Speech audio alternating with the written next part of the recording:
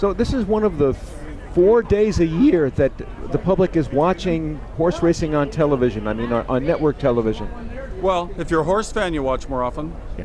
I guess the same could be said. A lot of people don't watch the whole baseball season, but they watch the World Series. Right. But certainly it doesn't draw, the NFL's the NFL. After that, it's kind of a dogfight for who gets the attention of the public for TV. But I think they've done decent numbers, They do Triple Crown and the prep races that lead to this and the prep races in the spring. So I think it's more of those who love it. Like those who love hockey find a way to watch hockey, and it's not handed you like football is. What do you think the future of horse racing will be now that certain states are considering legalizing sports wagering? Yeah, that's still in the air. That's all in the air, the decision about which states. I think it's coming to a point where it might get really widespread. But right now you can be in just about any state and bet on horse racing anyway. Racing, yeah.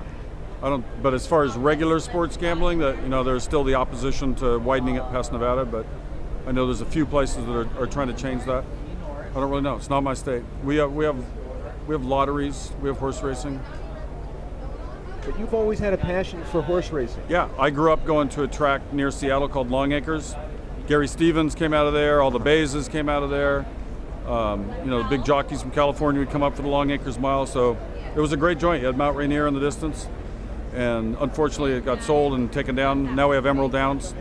But I was going to it since I was 8 or 9 years old. So my uncle took me out. In college, I was still doing it. I'd go to the off-track betting places. I went to UNLV, so that was convenient. I guess I've never not been involved since I was a little kid.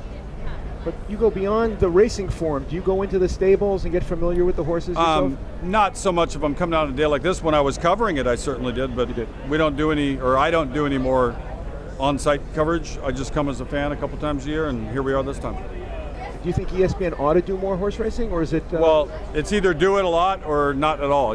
There's no way to just, hey, we're doing this one race. I mean, they could, but yeah. We did it for many years and thought we did pretty well. But whatever the decision was to put our resources into other things, that's up to the bosses. I still come as a fan and watch it from a distance, or I watch it on TV. So, Where do you go to the track yourself? What's that? Which tracks do you visit yourself?